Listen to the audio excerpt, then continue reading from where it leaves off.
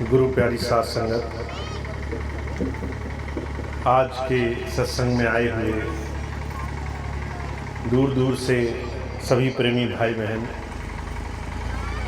बहुत सुंदर घड़ी है, बहुत सुंदर समय है। आज थोड़ा सा समय निकाल करके हम सत्संग में आकर के बैठे हैं और संतों महापुरुषों ने अपने जीवन में क्या कहा है, क्या हमें बताने की कोशिश करी है, इस बात को थोड़ा सा समझना चाहते हैं। आज दिन तक इस संसार में धर्म की जिसने भी चर्चा करी, किसी न किसी सिद्ध पुरुष, ऋषि, मुनि, ज्ञानी, किसी न किसी विद्वान ने अपने जीवन के अनुभव के आधार पर करी। आज आप जिस भी ग्रंथ को, जिस भी धर्म के स्वरूप को मानते हो, परमात्मा के जिस भी स्वरूप की चर्चा करते हो, वो किसी संत का अनुभव है, किसी महात्मा का आत्म देखा, खुद का किया हुआ अनुभव है, जो हमारे सामने आज अलग अलग स्वरूपों में, अलग अलग बखान के रूप में मौजूद है। हम जब अपने जीवन को जीते हैं और जब संतों महापुरुषों के नज़रिए को संसार में देखते हैं तो बड़ा अंतर नज़र आता है। हमारा नज़रिया, एक आम इंसान का नज़रिया क्या है कि हम संसार में जन्मे तो संसार को भोगना हमारा नज़रिया है। हम आए हैं संसार में तो दुनिया की चीज़ों को कमाएं, उन्हें इकट्ठा करें, उनसे अगर सुख मिले, उनसे अगर लाभ मिले तो उसे अपने जीवन में हम उपभोग करें। और चाहे आप चारों तरफ किसी के भी जीवन को देखो, हर एक इंसान इस दृष्टि से लगा हुआ है। हम सुबह उठते हैं, सुबह उठने से लेकर रात सोने तक हमारे जीवन जीने का एक ही लक्ष्य है, जो भी हम कर रहे हैं उसमें हमें क्या सुख मिलेगा। हम खाना खाएंगे तो क्या हमें अच्छा लगा, हमने घर बनाया तो क्या उसमें सुख पैदा हुआ, बाल बच्चे हो गए तो क्या वो बाल बच्चे हमारे हिसाब से चल रहे हैं, क्या वो उस लक्ष्य की तरफ जा रहे हैं, पढ़ लिख रहे हैं। दुनिया के हर एक काम के पीछे हमारी एक बड़ी भारी मंशा है, हमें सुख मिले, हमें आराम मिले, हमें चैन मिले, जीवन में ठहराव मिले। ये दृष्टिकोण ऐसा दृष्टिकोण है जिससे हर गृहस्थी, हर संसार में जीवित प्राणी संसार में तरह तरह की चीज़ों में लगा हुआ है। संतों का नज़रिया क्या होता है? संत महापुरुष कहते हैं दुनिया भोगने से भोगी नहीं जा सकती। तुम जिसे दुनिया में सुख कह रहे हो वो सुखों की एक और भ्रम की छाया है, दुखों की एक और कुंडली है। जिसे तुम कहते हो आज मुझे मिल जाए तो मुझे आराम मिलेगा, इसी को पाने से तुम्हें दुख मिलने वाला है। जब हम इस नज़र से संसार को देखते हैं तो हमें लगता है कि दुनिया की जो भी चीज़ पाने के लिए हम दौड़ रहे हैं उससे भी हमें सुख नहीं मिल रहा। कहा ना सुख विद्या के पढ़े, ना सुख वाद विवाद, साध सुखी सहजो कहे लागी सुन समाज। जो पढ़ लिख गया वो भी दुखी है, जो अनपढ़ है वो भी दुखी है, जिसके पास बहुत ज़मीन है वो भी दुखी है, जिसके पास कुछ नहीं है वो भी दुखी है। दुनिया का हर एक इंसान अपनी स्थिति से सुख नहीं प्राप्त कर पा रहा। फिर आखिर जीवन जीने का, इस पूरे जीवन का अस्तित्व क्या है? ये प्रश्न कि आखिर हम क्यों जी रहे हैं, कहाँ जा रहे हैं, हमारे इस जीवन का असली अस्तित्व क्या है, ये बात संत हमें जीते जी महसूस करा देना चाहते हैं। कबीर साहब एक संत हुए, उन्होंने थोड़ा और आगे बढ़ करके इस बात को कहा है। उन्होंने कहा अगर तुम्हें जीवन का महत्व समझना हो कि तुम्हारा जीवन किस लिए तुम्हें मिला, तो उस दिन की याद करो जिस दिन तुम्हें संसार से जाना पड़ेगा। अगर आज तुम्हारे जीवन का आखिरी दिन हो, अगर कल तुम्हारे जीवन का आखिरी दिन हो, अगर सिर्फ तुम्हें एक ही हफ्ता मिला हो तुम्हारे जीवन का, उसके बाद तुम संसार में नहीं रहोगे, तब तुम कौन सा वो काम करोगे जिससे तुम्हें जीवन में संतोष धन की प्राप्ति होगी। तो हुजूर कहा करते थे, जब ये सवाल किसी से पूछा जाता है कि तुम्हारे पास सिर्फ एक ही दिन रह गया जीने के लिए, तो बहुत से लोग विचार करते हैं और दुनिया के बहुत सारे कामों की कीमत घट जाती है। हम कहते हैं लड़ाई झगड़े मुकदमे में कोई भी आनंद नहीं है। हम कहते हैं एक दूसरे की गलतियां निकालने में कोई आनंद नहीं है। हम कहते हैं एक दूसरे के जीवन में झांकने, एक दूसरे की तरफ देखने में भी कोई रस नहीं है। जब एक ही दिन मिला है, जब आखिरी दिन बचा है, तो हम इन चीज़ों में समय क्यों बर्बाद करें। संत महापुरुष हमें यही भेद समझा देना चाहते हैं। ये जीवन दुनिया की चीज़ों को इकट्ठा करने, दुनिया की चीज़ों में बहुत सारी चीज़ों के पीछे भागते रहने के लिए जो जी रहे हैं, इस साधन से हमें जो सुख की आशा है, ये दोनों ही चीज़ें हमारे जीवन में नहीं होंगी। हमारा जीवन किसी और चीज़ के लिए मिला था। हमारे जीवन को हम किसी और उद्देश्य के लिए, किसी और लक्ष्य के लिए हम पाने, उससे कुछ प्राप्त करने के इरादे से हम संसार में जन्मे गए थे।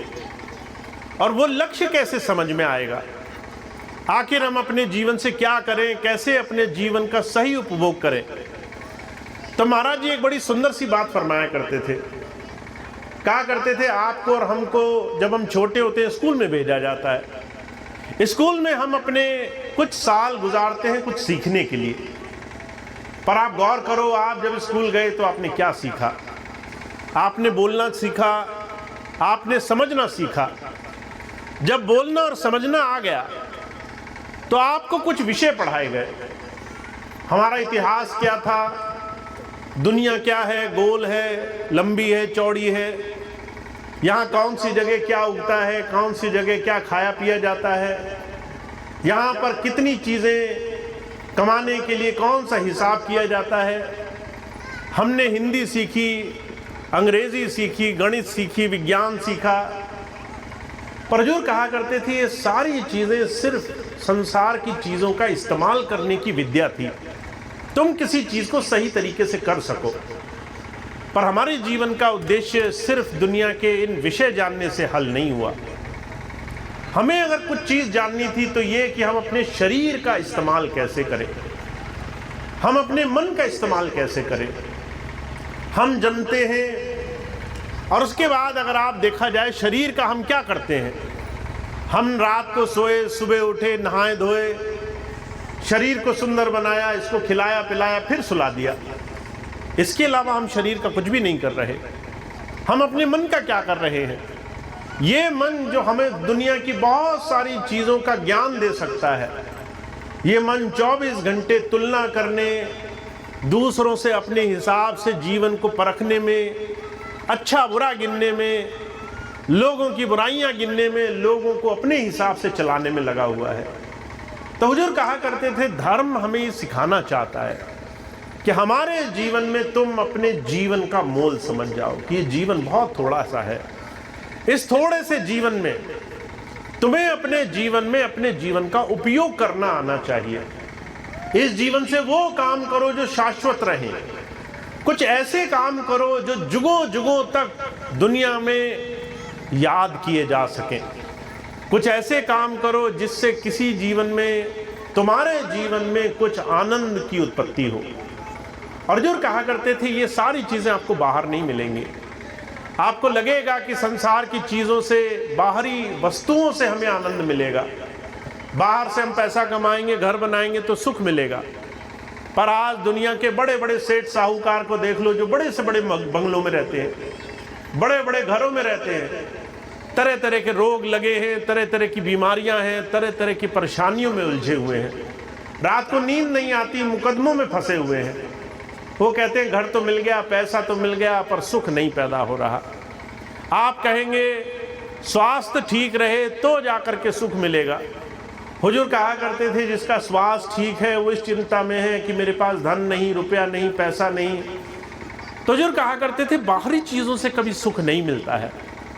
जब कोई संत हमें धर्म की तरफ ले जाता है तो वो हमें कर्म कांड की तरफ नहीं ले जाता है।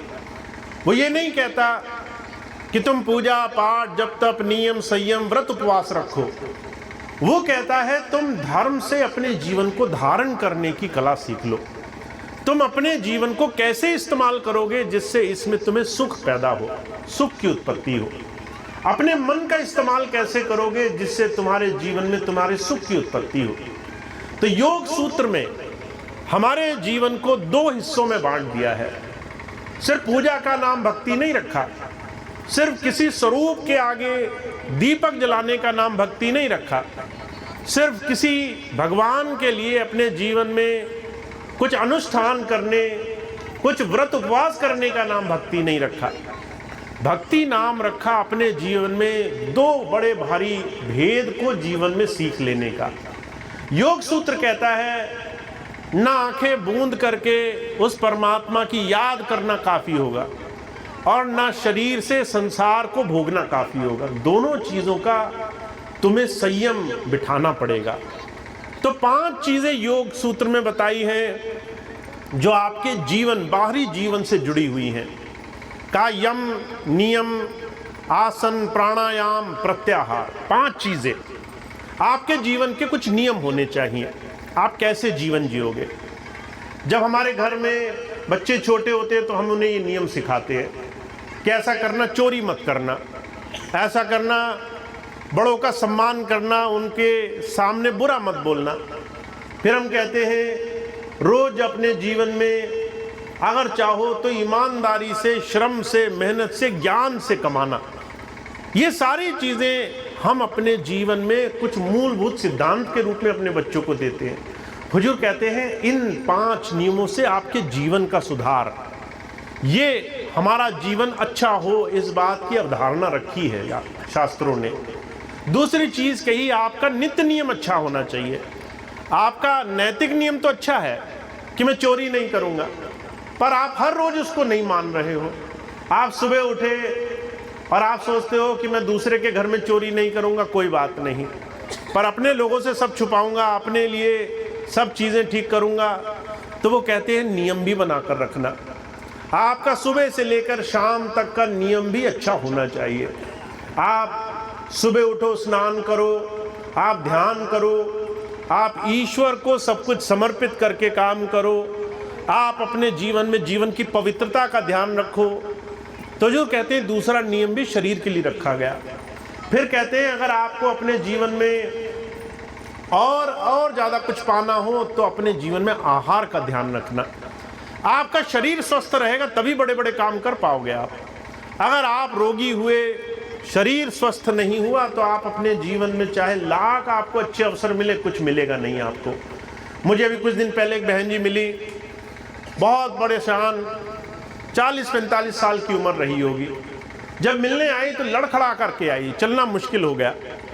मेरे पास तक पहुंची, मैंने कहा आपकी तो कुछ ज़्यादा उम्र नहीं लगती, इतना चलने में परेशानी कैसे हो गई। कहने लगी मेरे शरीर में न जाने कैसे कैसे रोग लग गए, मेरा ध्यान कभी गया नहीं। मुझे बड़ा आश्चर्य हुआ, एक माता जो सारी दुनिया का ध्यान रखने में लगी हुई है, जो सारे परिवार का, सारे बच्चों का ध्यान रखने में लगी हुई है, पर अपने ऊपर उसका कोई ध्यान नहीं। वो अपने शरीर को, वो अपने इस देह को, अपने आहार को बिल्कुल छोड़ करके बैठी हुई है। और सिर्फ माताओं बहनों का सवाल नहीं है, भाई हो, बूढ़े हो, बुजुर्ग हो, बच्चे हो। हुजूर कहा करते थे हम अपने आहार को साधारण मान लेते हैं, पर हमारे शास्त्रों में कहा है कि तुम धर्म को अगर जानना चाहो तो धर्म सिर्फ परमेश्वर से शुरू नहीं होता। धर्म पहले तुम्हारे इस जीवन की शुद्धिकरण से शुरू होता है। तुम्हें ये जो शरीर दिया गया है, ये परमात्मा अपने आप की साधना के लिए तैयार करने की एक बड़ी ऊंची कला सिखाना चाहता है। तुम इसी शरीर से भक्ति कर पाओगे।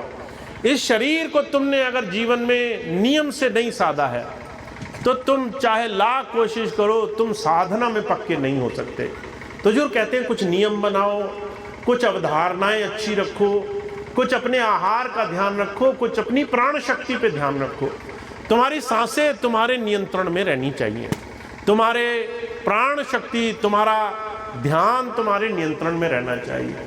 और आखिरी चीज़ प्रत्याहार। कहते भाई अपने जीवन के साथ साथ दूसरे का भी ध्यान। ये भी देखना कि सिर्फ अपना अच्छा ना करो, किसी दूसरे का भी भला करो।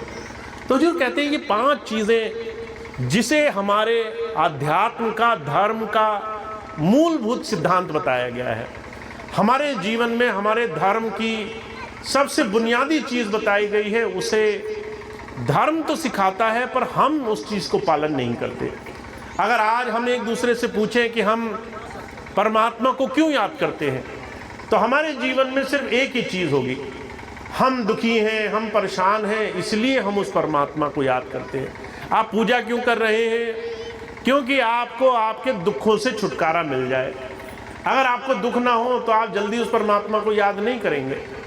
अभी कुछ दिन पहले मेरे पास एक बहन आई, एक झोला लेकर आई, उसमें अलग अलग तस्वीरें थी भगवान स्वरूप की, कुछ अलग अलग प्रतिमाएं, उसकी चित्र मेरे पास लेकर आई। कहने लगी भैया जी हम इनको कहाँ पर सिरहा सकते हैं, कहाँ पर जो है इनको अर्पण कर सकते हैं। मैंने कहा अर्पण क्यों करना है? कहने लगी पूजा हो गई, अभी पिछले दिनों पूजा पाठ चली, दिवाली हुई, दूसरे कार्यक्रम हुए, वो पूरे हो गए, अब इनको हमने कहीं अर्पण करना है। मैंने कहा तुम्हारा काम निकल गया तो तुम भगवान को कहीं भी टिका दोगे, तुम्हारा काम पूरा हो गया तो तुम भगवान को कभी जल में, कभी दूसरी जगह जाकर सिराए आओगे। ज़रूरत थी तो तुमने उन्हें घर में ले आए, ज़रूरत पूरी हो गई तो तुम उनको बाहर छोड़ाए। घर कौन सा बुरा था उन्हें रखने के लिए? अगर तुम उस परमात्मा को घर में लाए तो उससे अच्छा स्थान कोई नहीं है। उसे अगर तुम कहीं और छोड़ो, उनका अनादर हो, उनका बाहर अपमान हो, कोई जाने अनजाने उसका बुरा करे, तो तुम्हारी साधना सफल कैसे हो जाएगी? तुम्हारी पूजा भक्ति कैसे सफल हो जाएगी? हुजूर कहा करते थे कारण सिर्फ एक है, हम भगवान को, ईश्वर को अपनी ज़रूरत के लिए याद करते हैं। कहा दुखों की अगर चोट खाई न होती, तुम्हारी प्रभु कभी याद आई न होती। अगर हमें दुख न होते तो हम उस परमात्मा को याद नहीं करते, अगर हमें तकलीफ नहीं होती तो हम उस परमात्मा को एक क्षण में भूल जाते। तो हुजूर कहा करते थे हमारे जीवन में हम स्वार्थवश उस प्रभु से जुड़े हैं, पर संत महात्मा कहते हैं स्वार्थ में जब भी तुम परमात्मा से जुड़ोगे, तुम अपनी छोटी छोटी चीज़ों में उस परमात्मा को याद करोगे, और जब तुम्हें सुख मिलेंगे, जब तुम्हारे जीवन में कुछ अच्छा होगा, तुम उस प्रभु को भूल जाओगे। पर संत मत, आध्यात्म हमें हमारे जीवन में उस परमात्मा की भक्ति के साधन के रूप में बनाना चाहता है कि आप अपने जीवन को ऐसे जियो जिससे आपके आखिरी सांस तक आप उस परमात्मा की भक्ति के योग्य बने रह सको। तो जो कहा करते थे उसकी शुरुआत तब होती है जब हम अपने बाहरी जीवन को संभाल कर रखते हैं। एक बहुत बड़े साधु हुए मच्छिंद्र नाथ जी, गुरु गोरखनाथ जी थे जिनके नाम से गोरखपुर पड़ा। उनके गुरु मच्छिंद्र नाथ जी वो कहा करते थे बंगला अजब बना दरवेश जामे नारायण परवेश। ये जो तुम्हारा शरीर है, इस शरीर को तुम हार्ड मांस का तन मत मानो, ये परमात्मा ने खुद बनाया है, माता के गर्भ में खुद इस शरीर की रचना करी है। जिस शरीर को परमात्मा ने अपने लिए बनाया कि इसके अंदर मैं वास करूंगा, उसके अंदर तुम अगर संसार की तमाम चीज़ों की चिंताएं तो डालो, पर उस परमात्मा के लिए शरीर को ना बनाओ तो ये शरीर पूरी तरह से सार्थक नहीं होगा। तो मच्छिंद्र नाथ जी कह रहे हैं ये तुम्हारा शरीर नहीं है, ये परमात्मा का मंदिर है। इस मंदिर को ऐसे ही रखा करो जैसे तुम बाहरी मंदिर को रखते हो। आप बाहर मंदिर को कैसे रखते हो? जब आप बाहर मंदिर जाएंगे तो आप कभी वहाँ धूल मट्टी नहीं चढ़ने देंगे। आप जब भी पूजा करने के लिए पहला कदम उठाएंगे तो पहले उस मंदिर की सफाई करेंगे, पहले इसको स्वच्छ करेंगे, पहले भगवान स्वरूप को बड़े जो है प्रेम से साफ सुथरा बनाएंगे, पहले पूरी इच्छा, पूरी लगन, पूरी चाह से उस परमात्मा की भक्ति के लिए तैयारी करेंगे। वो कहते तुम्हारा जो मंदिर है, शरीर है, इसको तुम तैयारी में क्यों नहीं लगाते? इस शरीर को तुम तरह तरह की गंदगी में लगा कर रखते हो। कभी इसको गलत चीज़ें खिलाते हो, कभी शरीर को गलत चिंताओं में उलझा कर रखते हो, कभी तरह तरह के लोगों की परेशानियों में उलझा देते हो, कभी इसकी चिंता करोगे, कभी इसकी चिंता करोगे, तरह तरह से संसार में तुमने अपने शरीर को लगा रखा है। फिर तुम कहते हो तुम्हारे अंदर सुख शांति क्यों नहीं पैदा होती, फिर तुम शिकायत करते हो तुम्हारे अंदर परमात्मा क्यों दया नहीं करता। तो जो कहा करते थे परमात्मा इसलिए दया नहीं करता क्योंकि तुमने उसके उसी मंदिर को साफ नहीं किया जहाँ वो बैठेगा, जहाँ उसका वास है। तो वो कहते हैं इस मंदिर को, इस शरीर को परमात्मा का हरि मंदिर मानो। फिर कहते हैं इस बंगले में 9 दरवाजे, बीच पवन का खंबा, आवत जावत दिखे नहीं, ये है बड़ा अचंबा। इसके अंदर 9 दरवाजे तो ऐसे हैं जो बाहर खुलेंगे, 2 आंख जो तुम्हें बाहर की चीजें 24 घंटे दिखाएंगी, 2 कान के जो बाहर की चीजें हर वक्त तुम्हें सुनाई देंगी। कोई निंदा करेगा, कोई चुगली करेगा, कोई बुराई करेगा, कोई इसकी बोलेगा, कोई उसकी बोलेगा, ये सारी चीजें तुम्हारे कान से अंदर जाएंगी। तुम दुनिया की अच्छी बुरी हरकतें देखोगे, सारी चीजें अंदर जाएंगी। फिर कहते हैं जबान, ये दुनिया के स्वाद में लगी रहेगी। फिर तुम्हारे शरीर में मल और मूत्र के 2 द्वार, कहते हैं 9 दरवाजे ऐसे हैं जो बाहर ही खुलेंगे। और इन दरवाजों में अगर तुम लगे रहोगे, अगर सुबह से लेकर शाम तक इन्हीं दरवाजों की चिंता करोगे, तो कभी तुम परमात्मा ईश्वर के सच्चे मंदिर के दरवाजे को नहीं खोल पाओगे। तो तुम्हें इन 9 दरवाजों को धीरे धीरे बंद करना पड़ेगा। अब तुम आंखों से कम दुनिया को देखा करो, दुनिया की बुराइयों की कम चिंता किया करो, कान से तुम्हें जो भी सुनाई दे उसका जो है तुम चयन किया करो, इसमें मेरे लिए अच्छा है या नहीं है, इसमें मेरे भले का कुछ है या नहीं है। अगर तुमने ये चयन करना नहीं शुरू किया, अगर तुमने अपने जीवन में बहुत तोल मोल करके अपने विचारों का चयन करना नहीं शुरू किया, तो कहते हैं ये मंदिर तुम्हारा गंदा ही पड़ा रहेगा। इस मंदिर में भगवान के कभी तुम्हें दर्शन नहीं हो पाएंगे। इसके अंदर तुम्हें उस प्रभु को पाना है, तो कहते हैं अपने मन को साधना होगा। कहते हैं इस बंगले में जो 9 दरवाजे खेले 5-25, इसके अंदर 5 मन की प्रवृत्तियां हैं। हमारे मन के अंदर 5 स्थितियां ऐसी हैं जिससे हम संसार को इन आँखों से, कान से, ज़बान से भोग रहे हैं। उन चीज़ों से तुम्हें अपने जीवन को साधना बहुत ज़रूरी है। अब वो 5 चीज़ें कौन सी हैं? कहते हैं तुम्हारे अंदर काम भोग उत्पन्न होगा। जब भी किसी को देखोगे इच्छाएं पैदा होंगी।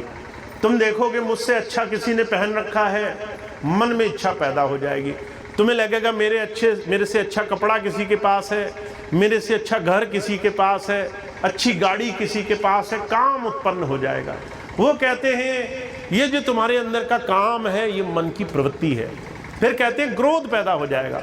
जब जब तुम्हारी इच्छा नहीं पैदा होंगी, अपेक्षाएं पैदा होंगी, गुस्सा पैदा होगा। अगर आज आप अपने चारों तरफ देखें, कोई आपकी 10 बार आपसे एक चीज़ मांगे, आप उसकी बात ना पूरी करें, तो वो कितना ही अगलेपन गुस्सा होकर दिखाता है, कितना क्रोध उपज जाता है। कहते काम नहीं बनेगा तो क्रोध पैदा होने लग जाएगा। जब क्रोध जो है नहीं शांत होगा तो कहते हैं मन में तरह तरह की चीज़ों की कुंठित भावना, लोभ लालच पैदा हो जाएगा, मोह पैदा हो जाएगा। आप दुनिया की चीज़ों को पाने के लिए पागल जैसे हो जाओगे। और कहते वो भी अगर तुम्हारा थोड़ा मोड़ा बन गया तो अहंकार हावी हो जाएगा। तो वो कहते तुम्हारे इस शरीर में ये जो 9 दरवाजे हैं, ये जो है 6 चक्रों के आसपास बने हुए हैं। इसके अंदर साधना ही एकमात्र प्रवृत्ति है। साधना ही एक तरीका है जो तुम्हारे मन को मोड़ सकता है। ध्यान ही एक तरीका है जो तुम्हारे मन को मोड़ सकता है। अभी कुछ दिन पहले मुझे एक भाई मिले, कहने लगे आजकल संसार में बड़े चमत्कार हो रहे हैं, बड़े बड़े महात्मा हैं, वो जो है भूत भविष्य बता देते हैं, उनके पास जाओ तो जीवन बड़ा अच्छा रहता है। मैंने उनसे कहा थोड़ा खुलकर बताइए। कहने लगे ऐसे ऐसे महात्मा हैं जिनके पास जाओ तो बता देंगे कि तुम्हारे पीछे जीवन में क्या हुआ, आगे जीवन में क्या होने वाला है, तुम जीवन में क्या करोगे और क्या पालोगे। मैंने कहा ये तो वो बता सकते हैं, पर क्या ये बता सकते हैं कि ये सारी चीज़ें ठीक कैसे होंगी। कहने लगे ये नहीं पता, हो सकता है कि नहीं हो सकता। मैंने कहा कोई बता तो सकता है पर तुम्हारा जीवन मोड़ नहीं सकता। संसार में बताना साधारण बात है, कोई भी तुम्हारे बारे में बता देगा। कोई ज्योतिष शास्त्र का ज्ञानी होगा, कोई जो है अर्थशास्त्र का ज्ञानी होगा, कोई और दूसरी सिद्धि प्राप्त कर चुका होगा, वो तुम्हारे बारे में बता तो सकेगा पर तुम्हारे जीवन को बदल नहीं सकेगा। कहा राई बढ़े न तिल घटे, जो लिखिया करतार। तुम्हें अगर लगता होगा कि ऐसे जो महात्मा है, सिद्ध पुरुष, उनके पास जाओ तो वो तुम्हारी बात जानते होंगे तो तुम्हारी समस्याओं का समाधान भी कर देंगे, ये बहुत बड़ी भूल है। हुजूर कहा करते थे ईश्वर ने जो लिख दिया उस ईश्वर के लेखे को कोई भी संसार में नहीं मिट सकता है, उसको कोई भी नहीं बदल सकता है। हम अगर ये मान करके ऐसे सिद्ध पुरुषों के पास भागते रहें तो हमारे अंदर बड़ी भारी भूल हो जाती है। पर हमारे महाराज जी एक बात और कहा करते थे सिद्धि कोई बहुत बड़ा काम नहीं है, सिद्धि कोई बहुत बड़ी चीज़ नहीं है। एक बार महाराज जी के जीवन की घटना आती है, एक आदमी एक सिद्ध पुरुष उनके पास आया, कहने लगा महाराज मैंने इतनी सिद्धि कमाई है, पानी पर चलने की कला जानता हूँ मैं, लोग पानी में पैर रखेंगे और डूब जाएंगे और मैं पानी पे रखूँगा तो तैर जाऊँगा, मैं पानी में डूबूंगा नहीं। महाराज जी कहने लगे अरे ये कौन सा बड़ा काम बताया, मछली पानी के ऊपर तैरती है, तुमने जो बात बताई वो तो मछली की कला जैसी है। अगर तुम उड़ने लगे तो पंछी जितने हुए, अगर पानी पर तैरने लगे तो तुम मछली जैसे हुए, इसमें तुमने बड़ा काम कौन सा किया। सिद्धि पाना बड़ा काम नहीं है, सिद्धि से साधना पाना बहुत बड़ा काम है। तुम्हें उस परमात्मा का जीवन में दर्शन करना ये बहुत बड़ा काम है। ये बात करते हुए महाराज जी एक बात और कहा करते थे अगर तुमने इस शरीर को समझ लिया, शरीर का सही उपयोग संत से सीख लिया, तो तुम्हारे अंदर भी ये सिद्धियां आ जाती हैं, तुम भी ये सिद्धि कमा सकते हो। कैसे? तो जो कहा करते थे 6 चक्र तुम्हारे जीवन में होते हैं। कहते पहला चक्र मूलाधार बंद, कहते मूलाधार और मणिबंध 2 बंद ऐसे होते हैं जो सबसे मुश्किल माने गए हैं। एक जो है जिससे हम मल का त्याग करते हैं, दूसरा हमारा नाभि चक्र। कहते 2 चक्र ऐसे होते हैं जिससे तुम्हारी 2 बड़ी व्याधियां रुक सकती हैं। पहली चीज तुम्हारी काम वासनाएं रुक सकती हैं, तुम्हारे अंदर ब्रह्मचर्य आ सकता है। दूसरी चीज तुम्हारे अंदर क्रोध मिट सकता है, तुम्हारे अंदर अंतर उस परमात्मा की शक्ति की साधना सिद्धि हो सकती है। और ये 2 ही चीजें हैं जिस तक लोग पहुंचे हैं, इससे ज्यादा कोई पहुंचा नहीं है। जितने भी सिद्ध पुरुष तुम देखते हो संसार में, उन्होंने सिर्फ ये 2 ही चीजों की सिद्धि करी है, इससे ज्यादा उनकी सिद्धि किसी की हुई नहीं। और जो कहा करते थे जब आप किसी गुरु से नाम लेते हो तो वो आपको 6ठे चक्र तक का साधन कराता है। तो पहला मूलाधार बंध की सिद्धि ये भी आप कर सकते हो, दूसरी नाभि चक्र मणि चक्र की सिद्धि वो भी आप कर सकते हो, तीसरी कहते हैं हृदय चक्र की वो भी आप कर सकते हो, फिर कहते हैं कंठ चक्र की और आज्ञा चक्र की सिद्धि ये भी आप कर सकते हो। और इसको करने के लिए सहज योग, इतना आसान तरीका जो संत आपको समझाने के लिए आते हैं वो आपकी याद से ही बनने लग जाता है। तो महाराज जी कहा करते थे जो आज रिद्धि सिद्धि के पीछे भाग रहे हैं उन्हें ये नहीं मालूम कि इस रिद्धि सिद्धि बड़े बड़े ज्ञान ध्यान को पाने की कला भगवान ने आपके अंदर भी दी है। आप खुद भी उस चीज़ को पा सकते हो, पर उसको पाने के लिए आपको एक चीज़ समझनी पड़ेगी कि ये जो शरीर है, ये जो मन है, ये परमात्मा ने आपको साधन की तरह दिया है, एक संसार में ऐसी युक्ति की तरह जिसका आपको इस्तेमाल करना है। तो आप इसका इस्तेमाल कैसे करोगे? मैं आखिरी बात बताता हूँ जो कबीर साहब कहा करते थे। कबीर साहब कहा करते थे मन को साधना शुरू कर दो। अगर तुम कुछ पाना चाहते हो मन को साधना शुरू कर दो। अब मन को साधना क्या है?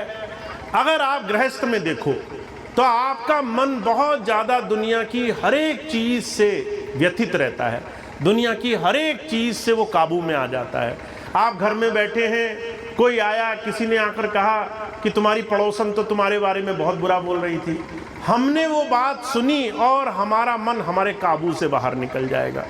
हमने ये सुना कि कोई हमें गालियां दे रहा था, हमारे मन में वो भाव पकड़ जाएगा।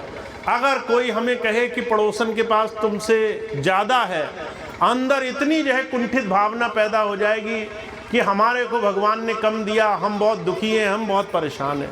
हुजूर कहा करते थे ये तुम्हारे मन की कमजोरी है। तुम्हारा मन हमेशा तुलना में लगा हुआ है, हर चीज़ से तुलना कर रहा है, पड़ोसी से, जानकार से, अनजाने से, दुनिया के हर एक वस्तुओं से तुलना कर करके अपने जीवन को दुखी कर रहा है। जब संत आते हैं कहते हैं इस मन को साधना गुरु की कृपा का सबसे बड़ा दान है तुम्हें। तुम्हारे जीवन में तुम्हारा मन संयम सीख जाए, तुम्हारा मन त्याग सीख जाए, तुम्हारा मन साधना सीख जाए। और इसके लिए तुम्हें जीवन में सिर्फ एक चीज़ सीखनी है कि कैसे तुम अपने जीवन में उस प्रभु की शरण में जा करके अपने जीवन को रोज इस मन की साधना में लगाते हो। तो वो भाग्यशाली हैं जिन्होंने साधना को किया है। इस साधना को जिसने भी किया, हुजूर कहा करते थे उसकी शुरुआत उसके बाहरी जीवन से हुई है। हुजूर बाबा जयमल सिंह जी महाराज थे, कहा करते थे मैं सैकड़ों गुरु के पास गया, अनगिनत संतों महात्माओं के पास, कोई एक मंत्र देता था, कोई 2 मंत्र, कोई 4 मंत्र सब देते थे, पर कोई सिखाता नहीं था जीवन में साधना कैसी होगी। आखिरी में कहने लगे मैं आगरा गया, जब आगरा गया तो एक महात्मा का जिक्र सुना मैंने, मुझे पता चला वो महात्मा है पर गृहस्थ में है। तो बाबा जी कहने लगे महात्मा गृहस्थ में कैसे हो सकता है, एक महात्मा तो त्याग करके संन्यास लेकर के बनता है, गृहस्थ में महात्मा कैसे बनता है। तो बाबा जी कहने लगे मुझे बड़ी चिंता हुई कि ये जरूर कोई ढोंगी होगा, कोई बहरूपिया होगा जो दुनिया को ठगने के लिए इस नाम का इस्तेमाल कर रहा होगा। पर जो है जब वो आगरा गए, स्वामी शिवदयाल सिंह जी महाराज के पास पहुँचे तो उन्होंने एक बात समझी वहाँ पर, साधु संत या फिर किसी सिद्ध पुरुष की अवस्था बाहर से नहीं जानी जा सकती। उसको आप कैसे जानोगे कि वो दुनिया में है और दुनिया की चीज़ों से आज़ाद है। संसार के चारों तरफ तमाशे हो रहे हैं और वो उन चीज़ों में फंस नहीं रहा है, उन चीज़ों में उलझा हुआ नहीं है।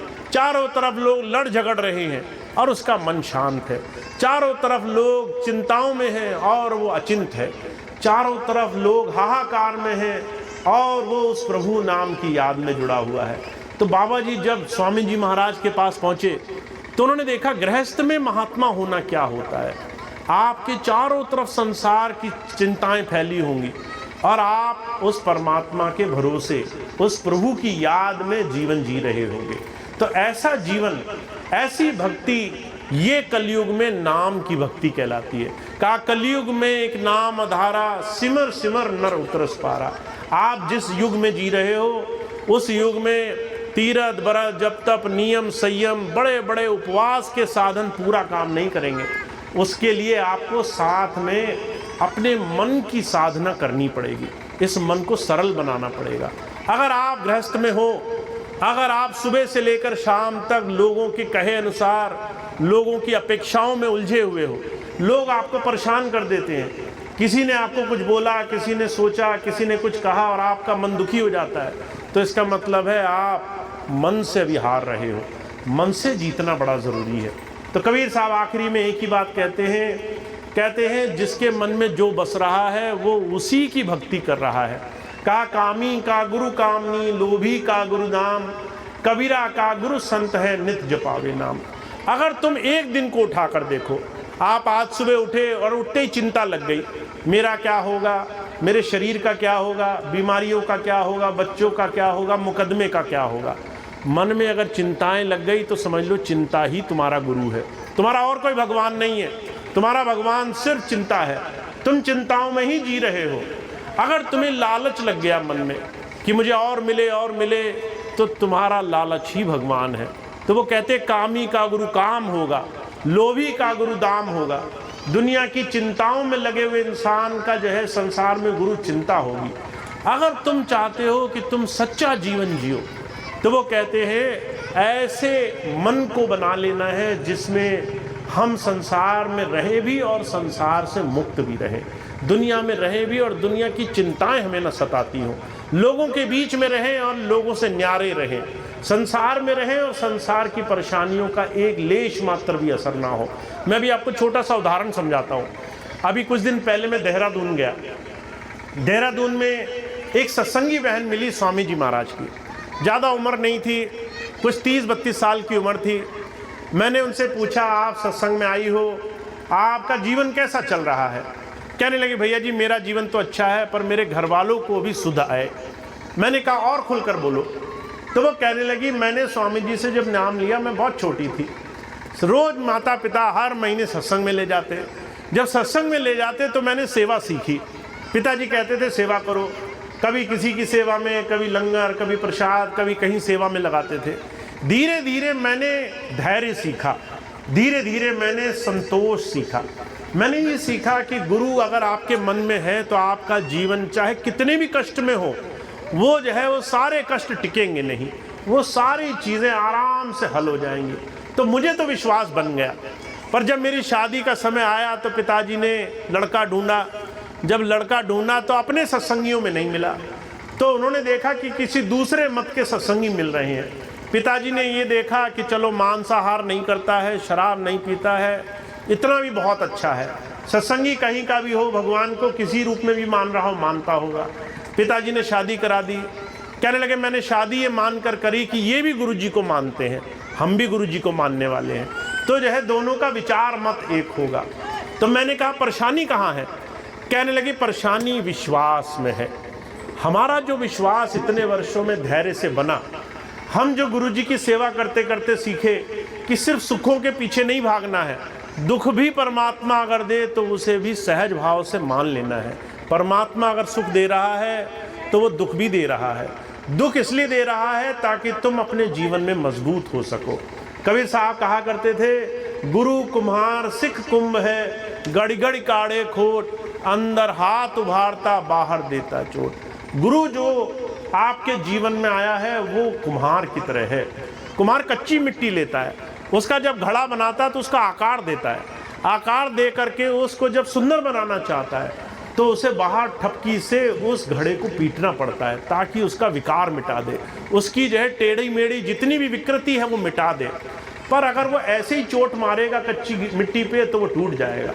तो वो चोट मारने से पहले दूसरा हाथ अंदर से लगाता है, जहाँ चोट मारना चाहता है पहले वहाँ हाथ लगाता है, पहले सहारा देता है, फिर चोट मारता है और बड़ी संभल के धीरे से बिल्कुल आराम से वो चोट मारता है ताकि वो विकृति विकार बुराई निकल जाए। हुजूर कहा करते थे, वो बहन कहने लगी हम तो गुरु जी के पास आकर ये सीख गए कि अगर विपत्ति आएगी, बुराई आएगी, दुख आएगा तो पहले गुरु सहारा देगा, फिर विपत्ति में जाने देगा और विपत्ति से फिर निकालेगा भी, उस परेशानी से निकालेगा भी। बस विश्वास बना के रखना, धैर्य बना रहना चाहिए, उस वक्त भाग दौड़ ना करना, इधर उधर मत जाना। कहने लगा ये बात मेरे घर वालों में अभी नहीं आई, मुझे बस यही प्रार्थना रहती है इन्हें सुध आ जाए, ये जब भी विपत्ति आए तो भाग दौड़ ना करें, जब तकलीफ आए तो भी इनका भगवान में उस प्रभु में भरोसा बना रहे। अगर सुख में याद किया है तो दुख में भी याद करते रहे, अगर जो है परेशानी रही तो भी जो है उसी एक के भरोसे जीवन गुजारें। तो हुजूर कहा करते थे, जब हम किसी संत की शरण में जाते हैं तो वो सुख और दुख की परिभाषा, उस सुख और दुख में उस प्रभु की मौज, उसकी दया हमें सिखाना चाहता है, हमारे मन को ठहराना चाहता है। तो आप सिर्फ एक बात ध्यान रखें, आपके जीवन में सुख भी आएंगे, दुख भी आएंगे, पर जो है ये मत मानना कि दुख जो है किसी और का दिया है, सुख परमात्मा का दिया है। अगर परमात्मा आपको सुख दे रहा है तो आपको दुख भी दे रहा है। और क्यों दे रहा है? सुख इसलिए दे रहा है ताकि उसकी याद बनी रह सके, कृतज्ञ बने रहो, उस प्रभु का धन्यवाद देना ना भूलना। और दुख इसलिए दे रहा है ताकि मजबूत बने रहना, आगे जाने के लिए तैयार बने रहना, अपने आप को और मजबूत बनाना।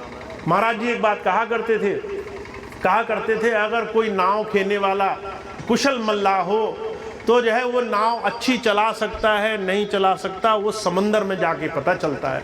उसे समंदर की तूफान की लहरों में जाकर के नाव चलानी पड़ती है। अगर वो किनारे तट पर बंधी हुई नाव चलाएगा तो क्या नाव चला पाएगा? तो हुजूर कहा करते थे, हम अच्छे बने नहीं बने, हम जीवन में पक्के बने नहीं बने, ये हमें तब पता चलता है जब हम विपत्तियों में जाते हैं, जब तकलीफ़ों में हमारा जीवन होकर गुजरता है। उस वक्त अगर भरोसा नहीं टूटा, उस वक्त अगर हम डामाडोल नहीं हुए, उस वक्त हम लोगों के बहकावे में नहीं आए, तो पता चलता है हमने गुरु से प्रेम किया है, उस प्रभु से हमारा प्रेम जुड़ा है। तो आप पर हम बहुत भाग्यशाली हैं, ऐसा सुंदर जीवन मिला है। हमारे स्वामी जी कहा करते थे, इस जीवन में उस प्रभु का शुक्राना अदा किया करो। तुम्हें बहुत कुछ मिला है, उस चीज़ों के लिए पहले धन्यवाद किया करो। तुम्हें जीवन में जितना मिला है उससे कई गुना मिलेगा, पहले उस प्रभु का शुक्राना अदा करना शुरू करो। आपको अच्छा जीवन मिला, बढ़िया शरीर मिला, स्वस्थ हो, खाने पीने को है, बड़ा आराम का जीवन गुजर रहा है। अभी कुछ दिन पहले का स्वामी जी के जीवन की घटना मुझे याद आती है। स्वामी जी के पास एक बार कोई जो है माता आई, कहने लगी स्वामी जी मैं बहुत दुखी हूँ, बड़े तकलीफ़ें हैं संसार में, जब देखो परेशानी नज़र आती है। तो स्वामी जी ने एक भाई को बुलाया और कहा इसको जो है एक भाई के दर्शन कराओ। आश्रम में एक पागल आदमी रहा करता था, शायद अभी भी है, उसके पास स्वामी जी ले गए और उसके पास उस माता को भेजा, कहने लगी उसे देख के आना, फिर वापस आना। अब वो गई, वापस देख कर आई, कहने लगी स्वामी जी मेरे से गलती हुई, मैंने जो है आपसे जल्दबाजी में कुछ कह दिया। तो कुछ लोगों ने पूछा इसने क्या देखा?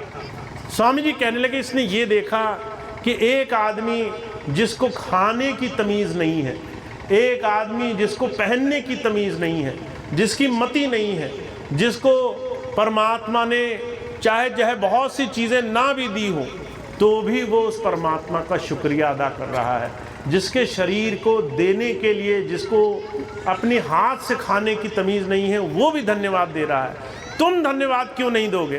तुम्हारे जीवन में तो सारी चीज़ें प्रभु ने बख्शी हैं। अच्छा परिवार दिया, शरीर अच्छा दिया, बच्चे अच्छे दिए, माता पिता अच्छे दिए, शरीर में जो है रोज़ रोज़ी रोटी मिलती है, अच्छे सुख साधन है। अगर एक दो चीज़ नहीं भी बनी तो उसको बाद में याद करके पहले उसका शुक्राना अदा करना। तो हमारे स्वामी जी कहते हैं पहले उस प्रभु का धन्यवाद करो। अगर तुमने उसको याद पहले किया तो तुम्हारे जीवन में अगर थोड़े मोड़े दुख होंगे भी ना तो वो आराम से कट जाएंगे, बड़ी सहज भाव से तुम्हारे जीवन से निकल जाएंगे। तो हम बहुत भाग्यशाली हैं, ये जीवन साधने के लिए मिला है। इस जीवन को अपनी समझ से, उस प्रभु की दया से जीने का मौका मिला है। इस जीवन को भाग दौड़ में, भ्रम भूल में मत गुजारे। कोई कहे यहाँ भागो वहाँ भागो, ये पूजा करो वो तंत्र करो, इस समय भ्रमित होकर के भागते भागते जीवन न गुजारे। क्योंकि हुजूर कहा करते थे जिसका एक ठिकाना नहीं होता वो जो है 10 जगह जा कर के भी धक्के ही खाकर आता है। तो अपने जीवन में एक प्रभु का आसरा बनाओ। कहा एक भरोसा, एक बल, एक आस विश्वास, स्वाति सलिल गुरु चरण है चात्रिक तुलसीदास।